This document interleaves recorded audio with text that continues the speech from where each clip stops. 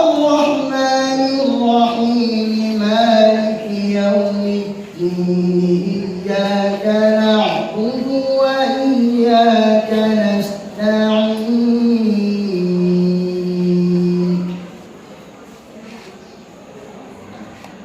اهدنا الصراط المستقيم صراط الذين أنعمت عليهم غير المغضوب عليهم ولا الضالين.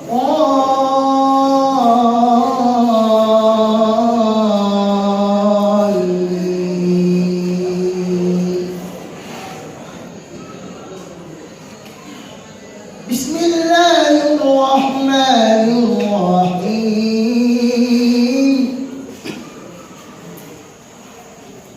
إن وليي الله الذي نزل الكتاب وهو يتولى الصالحين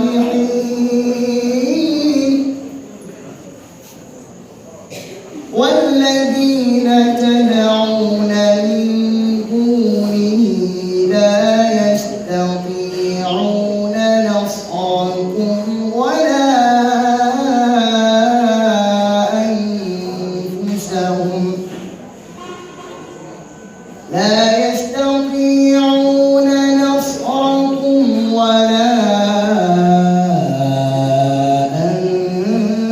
أنفسهم ينصرون.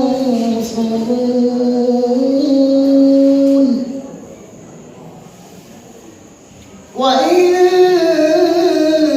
تدعوهم إلى الهدى لا يسمعون وتراهم ينظرون إليك وهم لا يبصرون.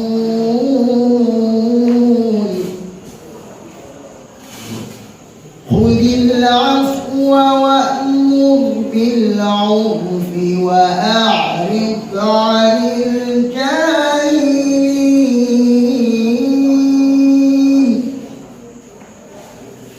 وإما ينزغنك من الشيطان نزغ فاستعذ بالله.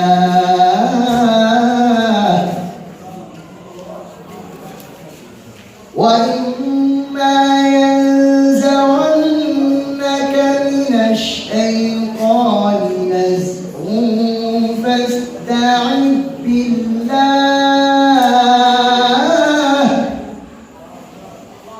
إنه سميع عليم.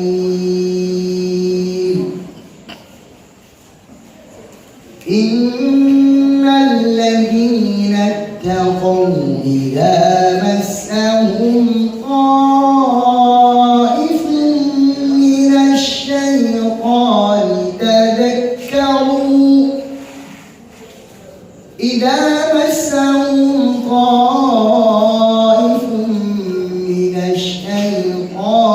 تذكروا فإذا هم مبصرون.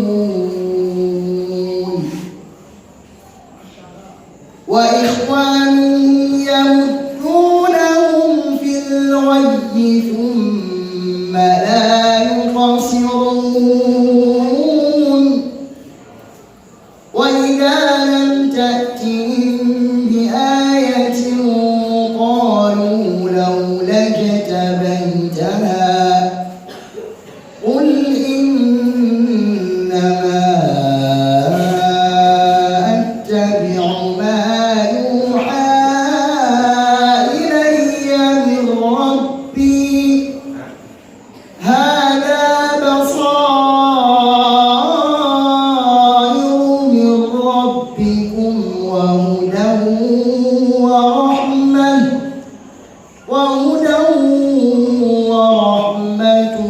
لقوم يؤمنون. وإذا قرئ القرآن فاستمعوا له وأنصتوا لعلكم ترحمون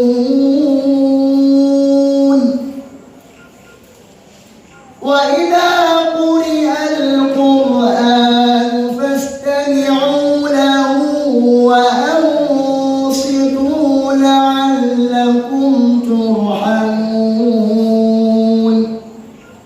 واذكر ربك في نفسك تضرعا وخيفة ودون الجهر من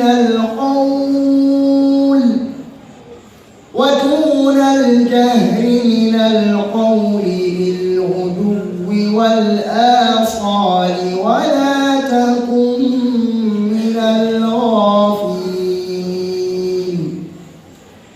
إن الذين عند ربك لا يستكبرون عن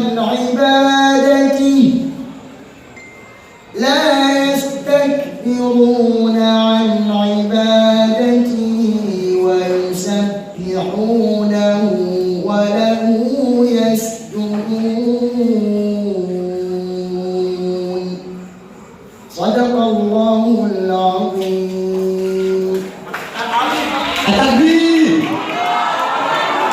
Attendez, c'est la lecture du Coran.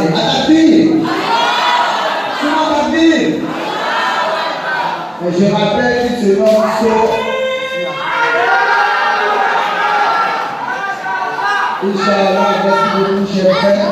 Je rappelle qu'il se nomme Sow Abdourahman et moi, c'est Babelko Abdourahman. Si vous avez compris, ça marche, Inch'Allah. Telle que ce soit en islam, ça c'est une forme de tradition dans laquelle vous faire les imams pour une conférence de 20 minutes. Parce qu'aujourd'hui, sur la lettre coranique, on va assister à une conférence de 20 minutes. Le thème de la conférence, je rappelle, c'est les bienfaits de la lettre du Saint-Coran dans la vie du musulman. Donc, je vais donner le choix à l'imam Boufana Enza pour cette conférence à 20 minutes. Inch'Allah. Imam, merci.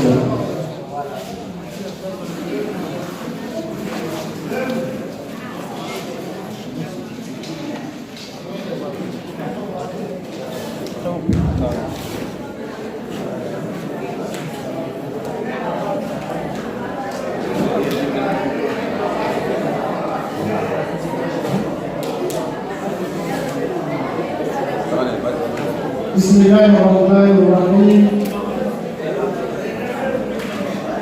الحمد لله رب العالمين والصلاة والسلام على رسول الله وعلى آله وصحبه وسلم تسليما كثيرا سبحانك لا علم لنا إلا ما علمتنا إنك أنت العليم الحكيم ولا فهم لنا إلا ما فهمتنا إنك أنت الجواد الكريم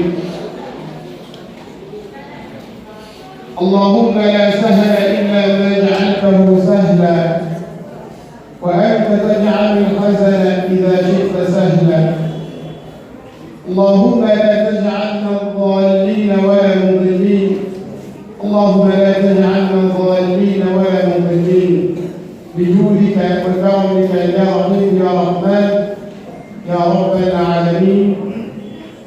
السلام عليكم ورحمة الله وبركاته. Alhamdulillah, tous les remerciements et toutes les louanges sont à Allah Jalla wa Ala, notre Créateur suprême, notre bienfaiteur sans égal. Celui qui a pris pitié de nous, qui nous a permis à ce qu'on vienne à ce séminaire, il nous a protégés, il nous a accordé la santé et tout ce dont on a besoin pour être ici. On le remercie pour ce bienfait-là et on lui demande d'accroître sur nous ses bienfaits et qu'il nous protège jusqu'à la fin de ce séminaire. On le remercie également musulmans et nous avoir donné la plus grande preuve de la prophétie de Mohammed alayhi salatu wa salam. La plus grande preuve qu'Allah a donné au prophète alayhi salatu wa salam, c'est notre livre, c'est le Coran. Et ce livre-là a une mission bien spécifique, une mission déterminée. Allah dit dans le Coran: Inna hadha al-Qur'an yahdi lillati hiya aqwam. Allah dit que le Coran a été révélé pour qu'on puisse se guider à travers les versets du Coran. Et ce Coran-là est un livre, est notre livre. On doit le lire, on doit le maîtriser. Allah, dans sa miséricorde et sa science, a révélé le Coran en 3 grandes étapes. Allah, dans la première étape, a fait descendre le Coran dans ce qu'on appelle Allahu al-Mahfouz. L'Allahu al-Mahfouz, c'est comme une tablette, si vous voulez, une ardoise ou un tableau qui se trouve auprès d'Allah. Et c'est sur cette tablette-là qu'Allah a écrit le Coran pour la première fois. Et quand il écrivait le Coran sur cette tablette-là, Allahu al-Mahfouz, il n'avait pas encore créé les humains, encore moins les anges, encore moins les génies. Donc on n'existait pas. Allah il a donc écrit le Coran sur cette tablette noire-là qu'on appelle Allahu al-Mahfouz, qui se trouve au-delà des 7 cieux.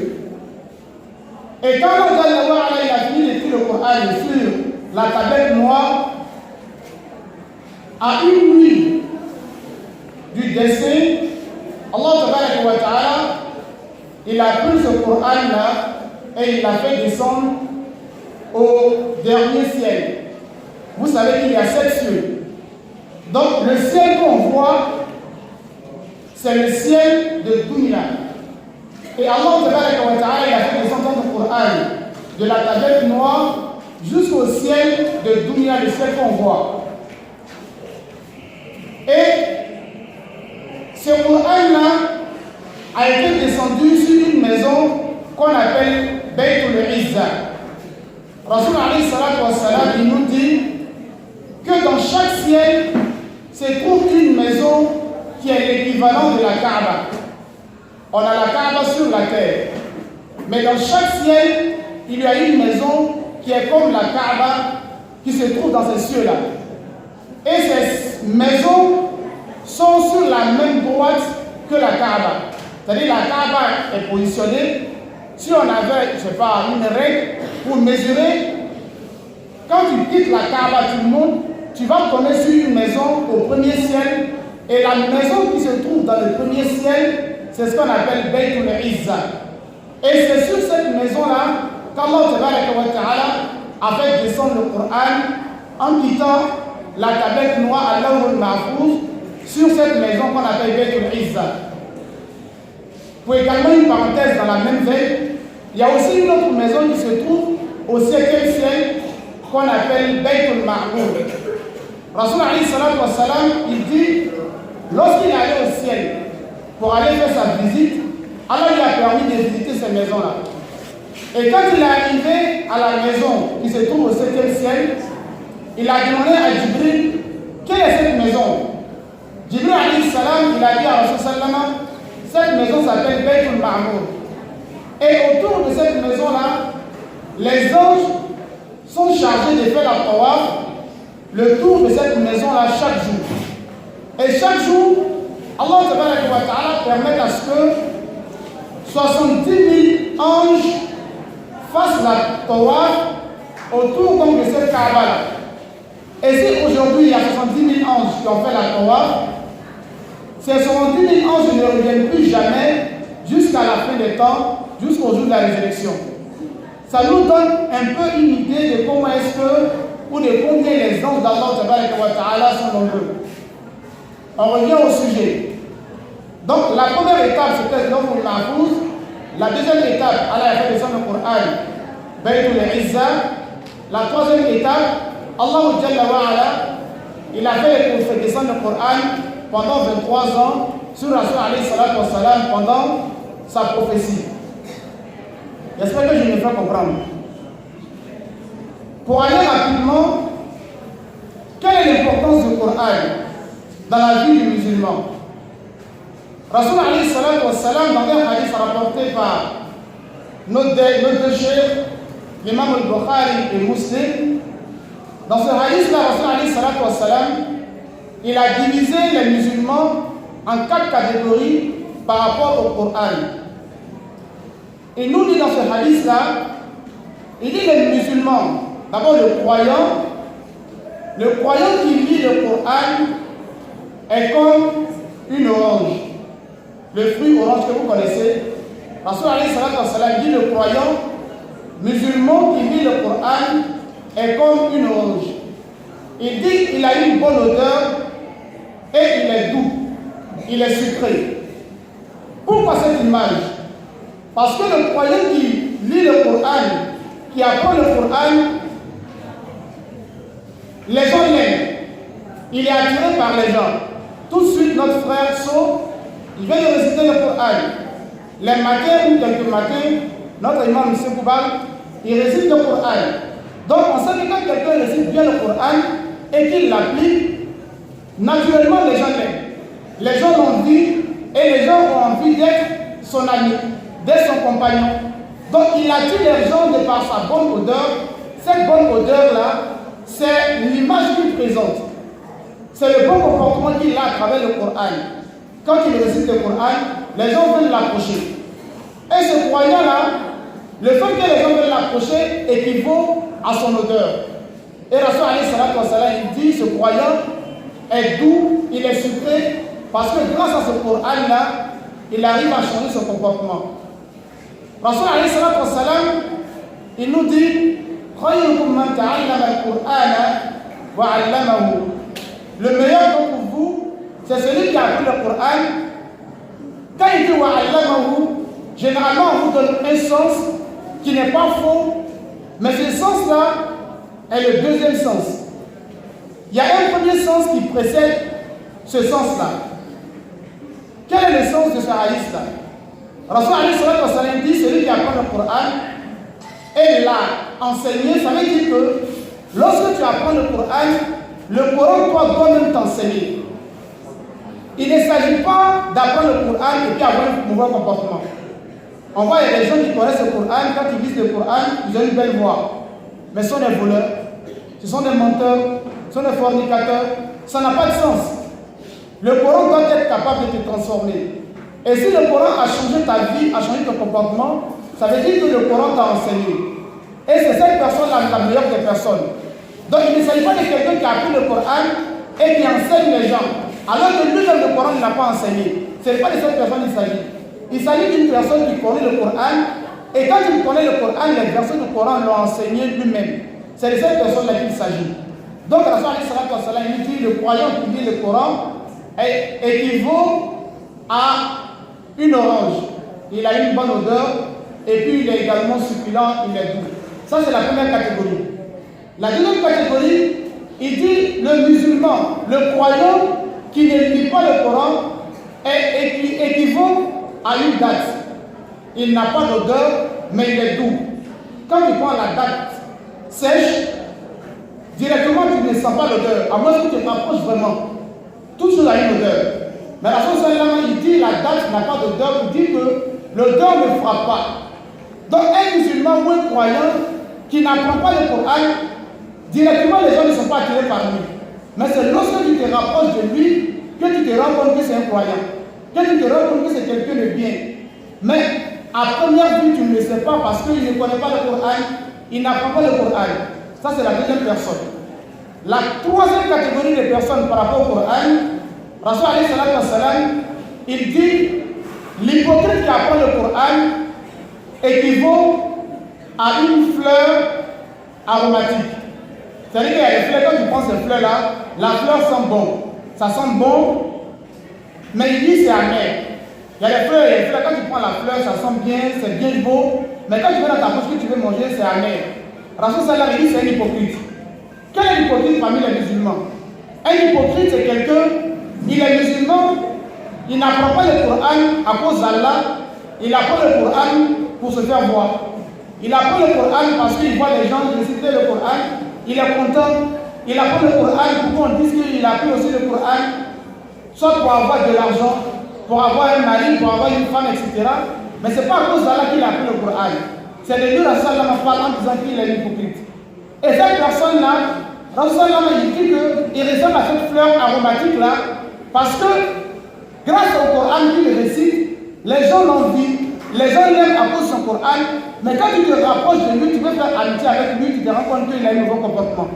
Voilà pourquoi on voit des gens sous nos cieux, ça peut être des sages, ça peut être des lecteurs. Quand il te récite le Coran, il a une belle voix, il est magnifique dans sa voix, mais il a un faux comportement. Il n'est pas un musulman exemplaire. En réalité, c'est un hypocrite par rapport au Coran. Parce qu'en réalité, un vrai musulman, le Coran doit être capable de le transformer. Si le Coran est capable de transformer, ça veut dire que tu n'as pas été sincère dans ton apprentissage. Et pour faire un exemple parmi vous qui sont venus apprendre, on est venu apprendre le Coran. On est venu apprendre la religion.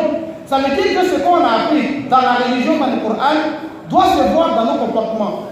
Quelqu'un qui est venu au séminaire, il a appris des choses sur la prière, sur les jeûnes, sur le bon comportement, et puis il n'applique pas ce qu'il a appris, en réalité il n'est pas sincère. Parce que quand on est sincère, quand on veut apprendre et qu'on apprend, on doit être capable d'appliquer ce qu'on a appris. Ça c'est la sincérité, parce qu'on veut changer. Mais si on n'arrive pas à changer dans ce qu'on a appris, c'est qu'on n'a pas été sincère. Et ça c'est la troisième catégorie parmi les gens qui apprennent le Coran. La quatrième catégorie des personnes, Rasul Sallallahu alayhi wa sallam dit, l'hypocrite qui n'apprend pas le Coran équivaut à ce qu'on appelle à une fleur. Et cette fleur-là, elle est amère et puis ça sent mauvais. Ça, c'est un musulman qui s'en fout du Coran. Ça, c'est un musulman qui s'en fout du Coran. Il est musulman, mais quand on dit venez apprendre le Coran, il ne va pas. Il n'aime pas le Coran. Quand on fait les démonstrations, ça ne lui dit rien. Quand les musulmans prient, ils font l'effort de bien réciter, ils s'en foutent, ils n'apprennent pas le Coran, il est musulman, il prie, mais il ne s'intéresse pas au Coran. Ça peut pas, on ne peut pas vouloir dire une chose au contraire. Le Coran, c'est notre institution, c'est notre guide. En tant que musulman, on doit s'intéresser à ce Coran-là. Celui qui maîtrise le Coran et celui qui ne maîtrise pas, il ne peut pas être pareil dans la vie d'ici, mais dans l'autre là.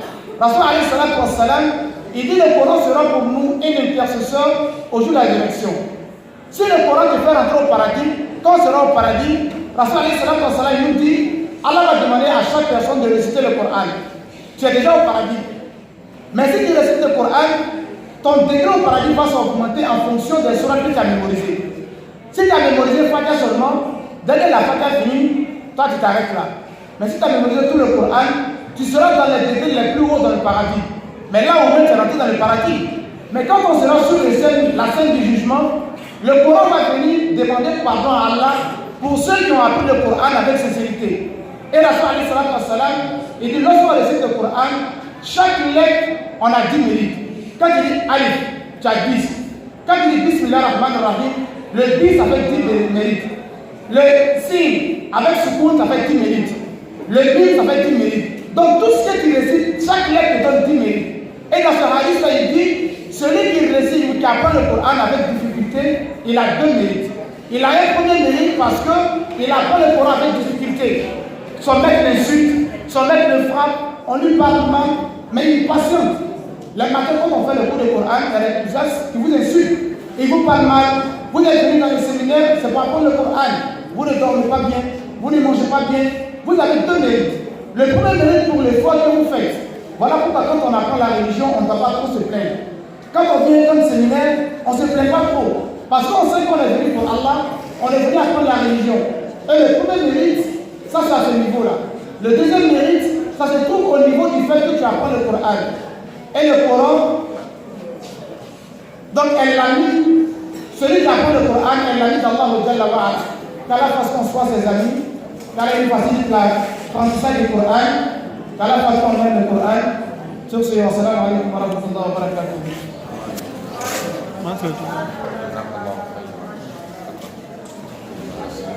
Wa alaikum salam wa rahmatullahi wa barakatuh.